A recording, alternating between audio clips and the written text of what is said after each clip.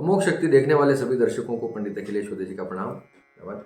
मित्रों, हमारी सीरीज के अंदर अब हम आज एक बहुत ही महत्वपूर्ण विषय पर बात करने आए हैं, जिस ब्रह्म राक्षस। जी हाँ, ब्रह्म राक्षस, जैसा कि इसके नाम में ही ये बात छुपी हुई है, ब्रह्म प्लस राक्षस, यानी जो ब्रह्म भी है और राक्षस भी है, यानी ब्रह्म के अंदर जो राक्षसी प्रवृत्ति है, अर्थात ये एक्चुअली वो आत्माएं हैं जो ब्राह्मण के रूप में जिन्होंने जन्म लिया, जिनके अंदर जिनकी साधनाएं सारी ब्राह्मण वाली थी, लेकिन कर्म सारे पैशाचिक थे, जिनकी प्रवृत्तियां जो थी वो नकारात्मक थी। ऐसी ब्राह्मण की आत्मा जिसने अनंत तप कर रखा हो, तो कठिन घनघोर तपस्याएं अपने जीवन में की हो, और बहुत सारी सिद्धियां और सात्विक उपासनाओं की बात कर रहा हूं, और वो अपने अंत समय में जाकर या जीवन के किसी मोड़ पर जाकर वो अपने पथ से भ्रष्ट हो जाता है, या फिर उसकी मृत्यु किसी ऐसे कारण से होती है कि जो नहीं होनी चाहिए, वो ब्रह्म राक्षस कहलाता है। अब इसको हम ऐसे भी समझ सकते हैं कि ऐसा ब्राह्मण जिसने अनंत शक्तियां अर्जित की हो अपनी तपस्या के बल पर, और जो उन शक्तियों का गलत तरीके से इस्तेमाल जिसने किया हो, तो उसकी जब मृत्यु होती है, उसकी आत्मा, देखिए, जब कोई अपनी विद्या का गलत इस्तेमाल करता है तो उसकी इच्छाएं कभी खत्म नहीं होती, उसकी आसक्तियां कभी खत्म नहीं होती, तो वो मरने के बाद भी उसके साथ बनी रहती हैं। तो वो जो है, वो ब्राह्मण जो है, अपनी अनंत आध्यात्मिक और तपस्या की शक्तियों के साथ अनंत काल तक जीवित रहे, अनंत काल तक उस आयाम में, उस एनर्जी में भटकता रहता है। ब्रह्म राक्षस की योनि में वो भटकता रहता है। अब मैं आपको एक बात और बताता हूं इसके बारे में। ब्रह्म राक्षस बहुत इंटरेस्टिंग टॉपिक है। ब्रह्म राक्षस सारी योनियों में, यक्षिणी हो, गंधर्व हो, अप्सराएं हो, या भूत प्रेत पिशाच डाकिनी शाकिनी, ये वो सब, इन सब के अंदर सबसे शक्तिशाली ब्रह्म राक्षस प्रेत को माना गया है। प्रेत यानी योनि। अगर ये किसी के पीछे लग जाए तो फिर अच्छे भी उससे उसका पिंड नहीं छोड़ा सकते। छोटी मोटी पूजाओं से ब्रह्म राक्षस का निदान होना असंभव है, वो नहीं होता। जब इसकी इच्छा होगी, जब इसका मन बदलेगा, तब जो है ये किसी को सताना छोड़ेगा। लगता भी बड़ी मुश्किल से, ऐसा नहीं कि ब्रह्म राक्षस को लगने में भी आसानी होती है, नहीं। ब्रह्म राक्षस अचानक किसी को परेशान करते नहीं है। क्यों? क्योंकि ये किसी दूर निर्जन स्थान पर अपना निवास बनाते हैं। अब इतनी शक्तिशाली आत्माएं क्यों होती हैं इनकी, उसका आंसर ये है कि ये चूंकि ये ब्राह्मण वर्ण में जन्मे होते हैं। ब्राह्मण वर्ण का मतलब ये नहीं कि मैं ब्राह्मण हूं जो ब्राह्मणों के गुण गा रहा हूं, नहीं, ऐसा नहीं। क्योंकि उसमें साधना की इतनी शक्तियां होती हैं, उसने इतनी तपस्या कर रखी होती है कि उस तपस्या का बल उसके साथ लगा हुआ होता है। तो इसलिए वो दूसरे जो योनियां हैं वो इतनी तपस्वी नहीं होती हैं, तो इतनी शक्तिशाली भी नहीं होती। वो सिर्फ इस आयाम से बाहर होती है, तो हमारी पहुंच से बाहर है, इसलिए हमें उनकी शक्तियों का मुकाबला नहीं कर सकते, वो ठीक है। लेकिन कहीं ना कहीं वो निदानात्मक है। ब्रह्म राक्षस जो है आउट ऑफ कंट्रोल पावर है। ये ब्रह्मा की उत्पत्ति है एक तरह से। ब्राह्मण तो ब्रह्मा की उत्पत्ति कहा जाता है ना, तो उसकी तपस्या की शक्ति इतनी होती है कि किसी पे लग जाए तो नहीं छूटता, बहुत मुश्किल से। अब दूसरा, ब्रह्म राक्षस किसी निर्जन स्थान पर इसका निवास माना जाता है। दूसरा, पीपल के वृक्ष पर इसका निवास स्थान माना जाता है ब्रह्म राक्षस का।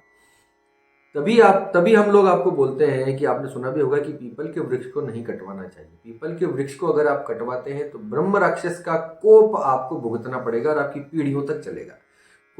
उसको कोई नहीं टाल सकता। मैंने 100 आउट ऑफ 100 मैंने ये अपनी लाइफ में देखा है कि जिस व्यक्ति ने पीपल का वृक्ष नीचे से कटवा कर उसके ऊपर कोई मकान बनवा लिया है, या किसी भी अपनी सांसारिक इच्छा की वजह से उसने पीपल के वृक्ष को काटा है, तो उसके परिवार में मैंने कभी शुभता, कभी कोई सुख समृद्धि मैंने देखी ही नहीं। खास तौर से संतान को लेकर उसको हमेशा दुख हुए हैं, दुख की प्राप्ति ही हुई है। ये बात दूसरा, क्योंकि और दूसरा वापस पितरों से भी रिलेट करता है पीपल का वृक्ष। पीपल का वृक्ष में तो देव वृक्ष माना गया है ना। इसमें सभी प्रकार की योनियां, सभी प्रकार के देवताओं का निवास इस पे होता है, तो उनका फल तो उसको भुगतना ही पड़ता है, वो ठीक है। लेकिन मूल रूप से ब्रह्म राक्षस का निवास पीपल के वृक्ष पे माना जाता है, तो उसको नहीं कटवाना चाहिए। ये आत्माएं, सभी व्यक्ति जो है, मृत्यु के उपरांत जितने भी आत्माएं होती हैं वो अलग अलग योनियों में जाती हैं। अलग अलग, कोई गंधर्व बनता है, किसी की रक्षा दिक्पाल करते हैं, किसी की देवता करते हैं, किसी के पितर करते हैं, किसी की अलग अलग योनियां उनका जो है उनका ध्यान उनका ख्याल रखती हैं।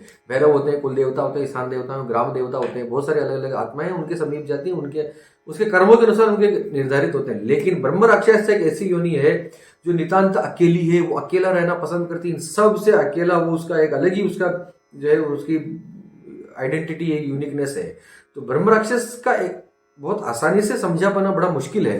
ब्रह्म राक्षस से अकेली अलग ही एक आइडेंटिटी होती है जो किसी के वश में नहीं होती, किसी किसी मतलब बहुत ताकतवर है, ऐसा समझिए। और मनुष्य की शत्रु भी नहीं है तो मनुष्य की मित्र भी नहीं है, वो न्यूट्रल है, उसको अकेले रहने में आनंद आता है। हाँ, को छेड़ोगे, बहुत देर तक छेड़ते रहोगे, बहुत ज्यादा उसको परेशान करोगे या उसके उसके इलाके में बहुत ज्यादा दखल अंदाजी कर दोगे, तो फिर वो अगर क्रुद्ध हो जाती है तो फिर बहुत बहुत बड़े पंगे हैं। छोटे मोटे मंत्रों का वाला मामला नहीं है, फिर बहुत बड़े उपक्रम करने पड़ते हैं। लेकिन हाँ, इसका एक ये जरूर है कि अपने आचार विचार, ब्रह्म राक्षस का जो एक उसका एक प्लस पॉइंट ये है कि अगर आप अपने आचार विचार से शुद्ध हैं, सात्विक हैं, भगवान की उपासक हैं, तो ब्रह्म राक्षस आपको परेशान कभी नहीं करेगा। आप किसी भी जगह पर जाते हैं तो अगर आपकी उपासना का, आपका इष्ट का बल आपके साथ है, तो ब्रह्म राक्षस आपको परेशान कभी नहीं भी नहीं करता है। हालांकि किसी को भी कोई भी योनि हो वो ऐसे उपासक को परेशान नहीं करती, लेकिन फिर भी ब्रह्म राक्षस जो है ना, आपकी नीयत देखता है, आपका सत्य, आपकी विनम्रता, आपकी भगवान के प्रति श्रद्धा और धार्मिकता, उपासना, ये सब ब्रह्म राक्षस कंसीडर करता है।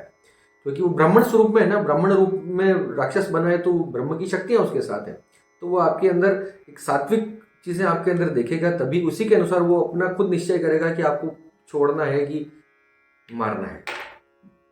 अब इससे जुड़े एक इंटरेस्टिंग फैक्ट मैं आपको बताता हूँ। आपको किसी भी गांव के अंदर कोई बहुत बड़ा प्राचीन पीपल का वृक्ष आपने देखा होगा, तो वो आप गौर कीजिएगा कि पीपल का वृक्ष गांव से पहले जो है बाहर की तरफ रखा जाता था, जो बहुत बड़ा पुराना वृक्ष। अब उसके आसपास गांव बन गया, उसके आसपास अब मकान बन गए हो, तो वो एक अलग बात है। लेकिन पुराने जमाने में, प्राचीन समय में, लोग पीपल के वृक्ष को गांव से बाहर लगाते थे, गांव के बाहर की तरफ रखते थे।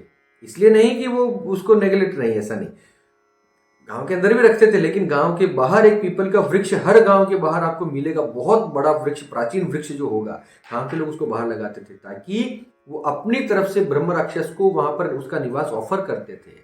उसकी ऑफरिंग होती थी कि आप यहाँ पर आप रहिए और हमारे गांव में आने वाली विपदाओं से हमें बचाइए। उसी वृक्ष के नीचे महिलाएं जल चढ़ाती थी, उसी वृक्ष के ऊपर दीपक लगाती थी और प्रार्थनाएं करती थी कि हमारे गांव में आने वाली विपदाओं को आप दूर रखिए, हमें आशीर्वाद प्रदान कीजिए और हमसे भी दूर रहिए, है ना। पुलिस वालों की दोस्ती अच्छी ना, दुश्मनी अच्छी, वो वाला मामला है ब्रह्म राक्षस के साथ। बहुत शक्तिशाली है, सामान्य पूजा पाठ से ये कंट्रोल नहीं होते, बहुत बड़े बड़े तांत्रिकों की हवा निकल जाती ब्रह्म राक्षस को कंट्रोल करने में। तो ये ब्रह्म राक्षस के बारे में एक छोटा सा परिचय था। अब इसकी साधनाओं के बारे में तो कोई बहुत बड़े उल्लेख मिलते नहीं है, तो उसके बारे में मैं क्या ही बताऊं। तो इतना ही बहुत है। आपको ये जानकारी अच्छी लगी हो, कुछ उपयोगी आपको लगा हो, तो like, share, comment, subscribe. Instagram पर भी आप आइए, हमारे इंस्टाग्राम चैनल का नाम है अमोघ शक्ति एस्ट्रो, AMOGHSHAKTIASTRO, अमोघ शक्ति एस्ट्रो। इस पे आप लाल निशान का आपको लोगो मिलेगा, आइकन मिलेगा, जैसा कि यहाँ पर आप देखेंगे। उस पे आइए, उस पे छोटे छोटे उपाय, बहुत छोटे छोटे उपाय मैंने आपको बतेरे, मैंने आपको उसमें बहुत बता रखे हैं। छोटे छोटे ज्योतिष से संबंधी, अपने जीवनचर्या से संबंधित उपाय आपको आवश्यकता हो तो हमारे इंस्टाग्राम पेज के ऊपर आपको मिल जाएंगे। और इसी के साथ ये वीडियो भी आपको अच्छा लगा हो तो शेयर, लाइक, कमेंट, सब सारा कुछ कर दीजिए, अभी अभी अभी कर दीजिए। और आप सबके मंगल की कामना करता हूँ मैं, पंडित अखिलेश चौधरी, आपसे विदा लेता हूँ। धन्यवाद। सर्वे भवन्तु सुखिनः।